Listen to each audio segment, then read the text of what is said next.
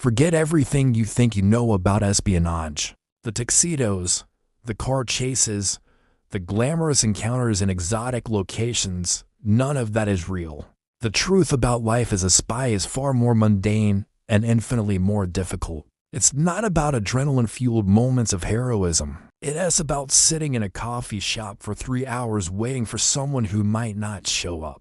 It's about maintaining the same cover story for the 100th time without a single slip, without a moment of hesitation, without letting fatigue show in your voice. It is about you're spent building a relationship with someone solely because they have access to information you need, knowing the relationship will end the moment it's no longer useful. Real espionage is quiet. It's methodical. It's built on patience, discipline, and the ability to endure long stretches of uncertainty without losing focus or making mistakes. There are no explosions, no dramatic confrontations, no moments where you announce who you really are. There's just the relentless, invisible work of gathering information while pretending to be someone you're not, day after day, month after month, sometimes for years without any visible progress or reward. The daily reality of intelligence work bears almost no resemblance to what appears on screen. Your mornings look ordinary. You wake up, prepare for the day, commute like everyone else. You might work in an office, attend meetings, participate in conversations about mundane topics. To anyone watching, you're unremarkable. That's the entire point. A successful intelligence officer is someone no one remembers. Someone who blends so completely into their environment that they become part of the background. But underneath that ordinary surface, there's a constant parallel process running. You're always aware of your surroundings in ways that go beyond normal attention. You notice who's watching, who's asking questions, whose behavior has changed. You track patterns without appearing to track anything. You maintain your cover identity with the same consistency you'd maintain breathing. Because a single contradiction, one moment where your story doesn't align with what you said 6 months ago, can unravel everything. The boredom is real and constant. Films show spies in perpetual motion, moving from one crisis to the next. Reality is waiting. It's monitoring communications for weeks, hoping to catch a single useful conversation. It is attending social events you have no interest in, because someone you need to cultivate will be there. It's maintaining friendships that serve operational purposes, putting in the time and emotional labor required to make those relationships feel genuine, all while knowing they're fundamentally transactional. You develop the ability to seem engaged while mentally cataloging everything being said, evaluating its relevance, deciding what needs to be reported and what can be discarded. You learn to look interested in stories you've heard multiple times, to laugh at jokes that aren't funny, to express opinions you don't hold because that is what the person you rate pretending to be would do. This requires a different kind of stamina than physical endurance. It's psychological endurance, the ability to maintain a performance indefinitely without the performance becoming visible as such. The vigilance never stops, but it can't be obvious. You can't constantly check over your shoulder or people will notice. You can't ask too many questions or show too much interest in topics adjacent to your actual focus. Everything has to appear natural, casual, accidental. You bump into someone at a conference and strike up a conversation that seems spontaneous, but was actually planned weeks in advance. You ask questions that sound like polite small talk, but are designed to elicit specific information. You build trust slowly, carefully, never moving faster than the relationship can naturally support. And through all of this, you're managing risk that the people around you don't even know exists. A casual introduction could be to someone from a hostile service. A friendly invitation could be a probe designed to test your cover. You have to evaluate these possibilities in real time while maintaining the appearance of someone who is simply going about their normal life without a care beyond the usual concerns of work and family and social obligations. There is no true off-duty time. Even when you're not actively working, you're maintaining your cover. You can't let your guard down at a family gathering or during a casual dinner with neighbors. You can't accidentally mention something that contradicts your established background. You can't relax into authenticity because authenticity would expose the gap. between who you claim to be and who you actually are. This creates a particular kind of isolation. You're surrounded by people, but fundamentally alone because no one around you knows the truth. Your relationships, even the ones that feel real, are built on foundations of managed information. You ration honesty like a limited resource, giving people enough truth to make the relationship feel genuine while withholding everything that actually matters. Over time, this creates distance you can't quite bridge. You develop the habit of holding back, of editing yourself before you speak, of evaluating every interaction for risk before allowing yourself to engage naturally.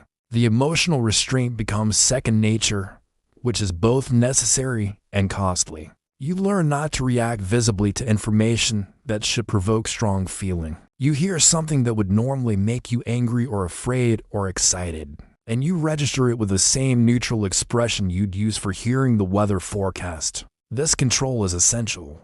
Emotional reactions create vulnerability. They reveal what matters to you, and what matters to you can be used against you. So you develop the ability to experience feeling while containing its expression, to maintain analytical distance even from your own responses. But this skill, practiced over years, begins to reshape how you experience the world. The gap between stimulus and response widens. The immediacy of emotion becomes muted. You find yourself observing your own life from a slight remove, present but not quite fully engaged, participating but maintaining the mental space to evaluate and control your participation, even in moments that should be spontaneous. The contrast between cinematic portrayals and reality extends to the nature of information itself. Films show secrets delivered in dramatic exchanges, documents that reveal everything in a single glance. Real intelligence work is about fragments. It's piecing together partial information from multiple sources over extended periods. It's making probabilistic assessments based on incomplete data. It's the slow accumulation of context that gradually builds into understanding, not sudden revelations that change everything in an instant. Most of what you gather isn't immediately useful. You're collecting puzzle pieces without knowing what the completed picture looks like, hoping that eventually the pattern will emerge. This requires a tolerance for ambiguity that most people don't naturally possess. You have to maintain focus and discipline even when you can't see clear progress, even when months of work yield nothing actionable, even when you're not certain the information you're pursuing is actually there to be found. What films also miss is the weight of responsibility carried alone. You can't discuss your work with friends or family. You can't process the stress by talking through what's troubling you. The isolation isn't just about keeping secrets. It is about bearing the full psychological load of your operational life without the release.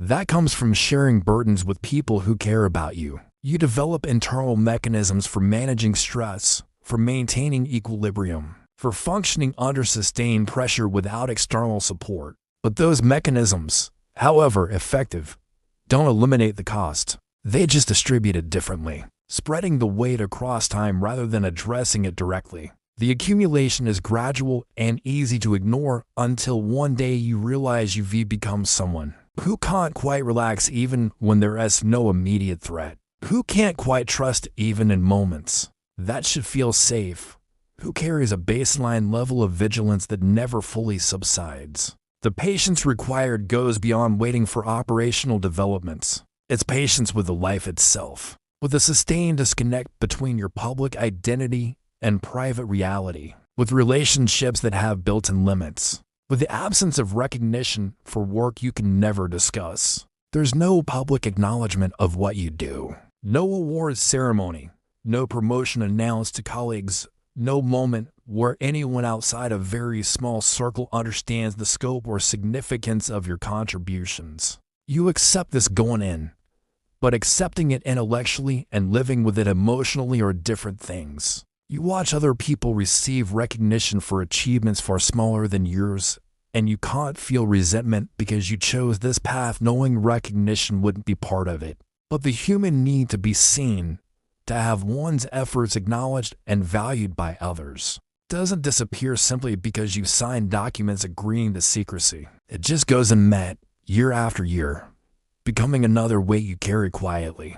This is the reality that movies don't capture because it doesn't translate well to screen. There's no visual drama and sustained psychological discipline. There's no clear narrative arc and work that unfolds across years without obvious milestones. There is no satisfying resolution in operations that end not with confrontation, but with quiet information transfer and then return to waiting. The truth about life as a spy is that it is defined more by what it takes from you than by what it gives. The skills you develop, the discipline you master, the knowledge you gain. All of this comes at a cost that's not immediately visible but becomes undeniable over time. And that cost isn't measured in danger faced or risks taken. It is measured in what slowly disappears from your personal life, while you ready to focus on the operational mission to notice until it is already gone.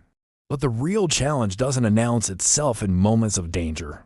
It arrives in silence, in the seconds after you hang up the phone with someone who believes they know you. It settles in during dinner with friends who share stories about their childhoods while you recite the carefully memorized version of yours. It lives in the pause before you answer a simple question, the brief calculation that happens so quickly no one notices the delay. This is where the true cost of espionage reveals itself. Not in the dramatic encounters the training prepared you for, but in the relentless, invisible effort required to sustain a life built on constructed truth. The daily performance never ends because there is no backstage, no moment when the mask comes off completely. Even in solitude, the habits remain. The mental checklist continues running. The awareness that tomorrow you will need to remember exactly what you said today, and the day before, and the month before that. Most people experience stress and then release it.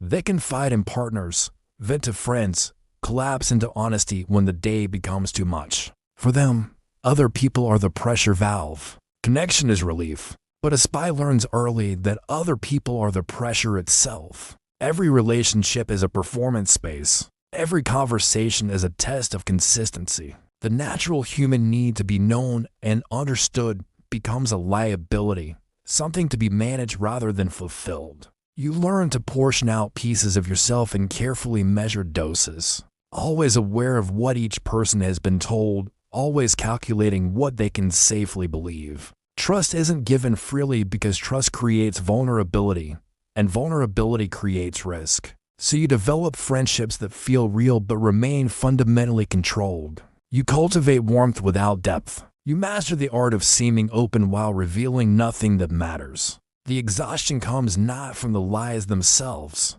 but from the sustained cognitive load of maintaining them. Your mind operates on multiple tracks simultaneously. There's the conversation happening in front of you, the one you're actively participating in with appropriate facial expressions and timed laughter. Then there's the constant background monitoring, the part of your consciousness that tracks consistency, scans for contradictions, evaluates risk, measures the emotional temperature of everyone in the room. You're simultaneously present and observing your own presence. You're engaged while maintaining analytical distance. This split awareness becomes so habitual that it feels normal, but it consumes energy in ways that aren't immediately obvious. By the end of a long day of being someone you're not, the fatigue runs deeper than physical tiredness. It's a depletion that sleep doesn't fully restore. Intimacy becomes complicated in ways that people who've never lived undercover can't quite grasp. Romantic relationships require a different calculation entirely. There's the question of whether the other person knows, whether they're part of the life or separate from it, whether what you share with them is real or another layer of construction. Some agencies forbid certain kinds of relationships entirely. Others permit them, but require disclosure, turning private life into professional documentation. Either way, the spontaneity that most people take for granted in love becomes impossible. You can't surrender to someone completely when part of you must always remain alert. You can't build a future on honesty when honesty itself is conditional.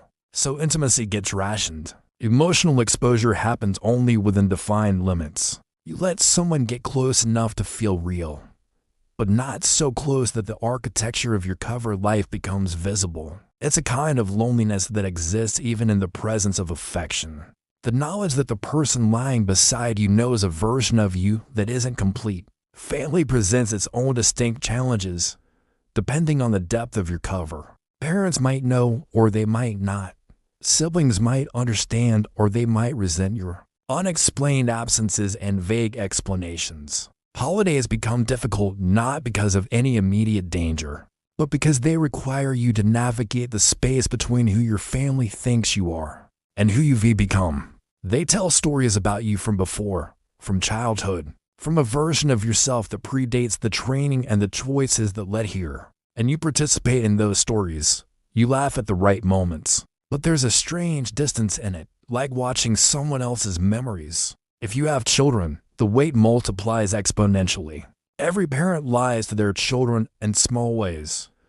But you carry a fundamental dishonesty into the relationship from the beginning. You can't tell them where you've been. You can't explain why you missed the recital or why you seem distracted at dinner. You teach them values about honesty and integrity while living a life that contradicts those principles in ways they'll never understand. Ordinary people build their identities through continuity. They have histories that follow logical progressions. They maintain friendships across decades. They revisit old neighborhoods and reconnect with people from their past. Their lives accumulate in ways that create coherence. But a spy's life is deliberately fragmented. Pieces of it are sealed off, inaccessible even to memory sometimes. Friendships are left behind without explanation.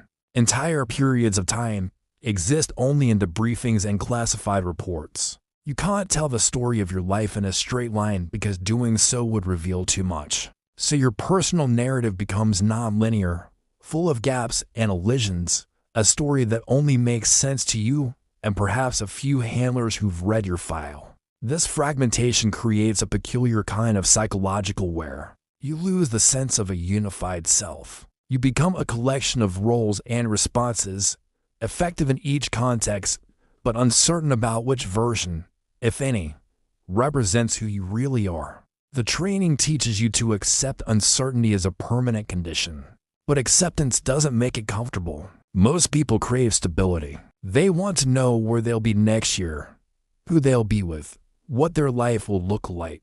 They make plans with the assumption that the future will be somewhat predictable. But a spy lives in conditional time. Everything is subject to change based on factors you can't control and often can't see coming.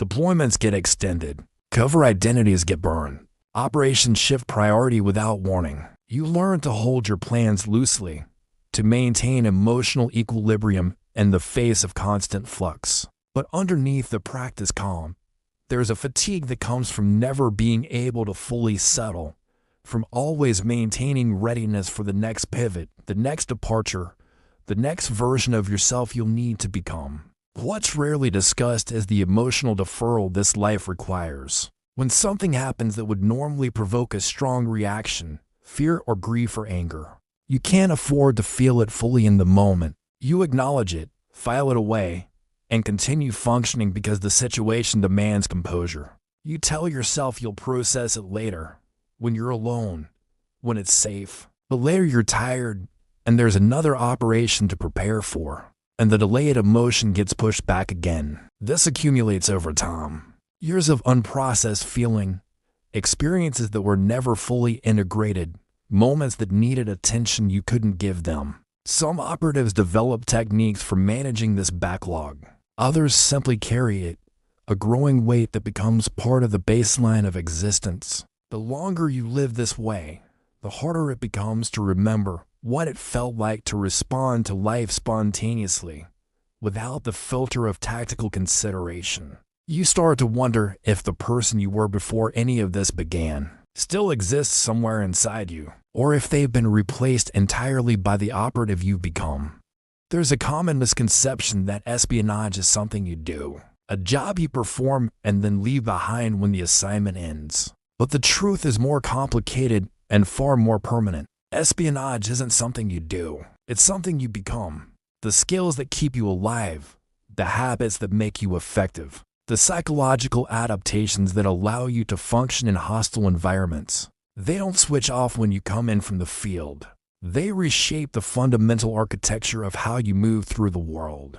The vigilance that protects you becomes the barrier that isolates you. The control that makes you disciplined becomes the rigidity that prevents spontaneity. The emotional distance that allows you to operate under pressure becomes the separation that makes genuine intimacy nearly impossible. You carry the life with you long after the operational assignments have ended, long after the debriefings are complete, long after you've theoretically returned to civilian existence. Retired operatives often speak about the difficulty of reintegration, though they rarely use that word. They talk about feeling out of place in ordinary conversations, unable to participate naturally in the small talk and casual revelations that bind people together. They describe a persistent sense of being outside the normal flow of human connection, watching others engage with an ease they can no longer access themselves. The hypervigilance doesn't fade. You still notice the exits. You still track who's paying attention to you. You still run threat assessments in crowded spaces without consciously deciding to do so. The mental habits are too deeply ingrained.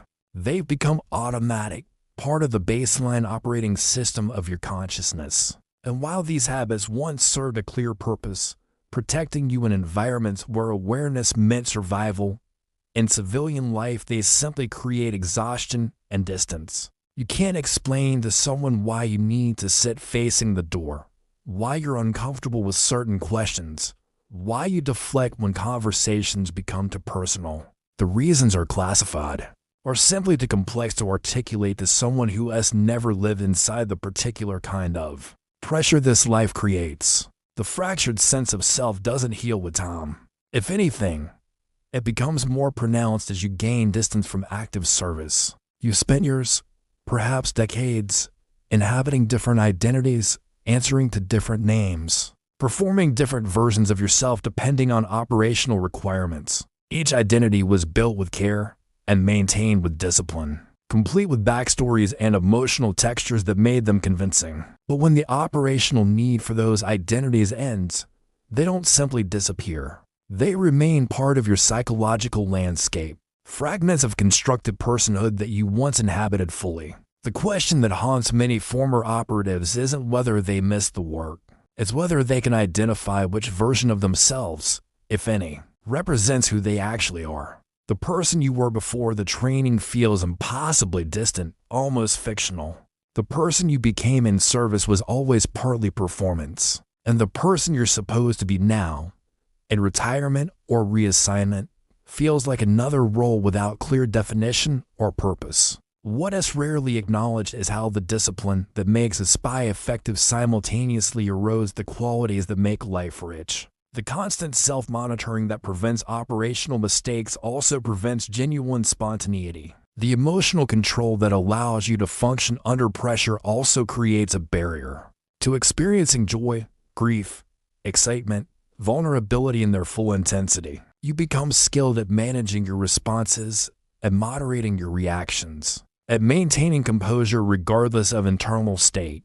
This is valuable in crisis. But life isn't all crisis, and the inability to fully let go, to fully feel, to fully trust another person with your unedited self creates a particular kind of poverty. You've traded breadth of emotional experience for depth of operational capability. You sacrifice the freedom to be unpredictable, unguarded, uncontrolled in exchange for the precision required to survive in hostile environments. And that trade doesn't reverse simply because the hostile environment is no longer your daily reality. Perhaps what makes the long-term cost of espionage particularly relevant now is that elements of this existence have begun to permeate ordinary life in ways that would have seemed dystopian a generation ago. Most people today live with some degree of surveillance, whether they acknowledge it or not. They curate multiple versions of themselves for different platforms and audiences. They've learned to edit their thoughts before expression,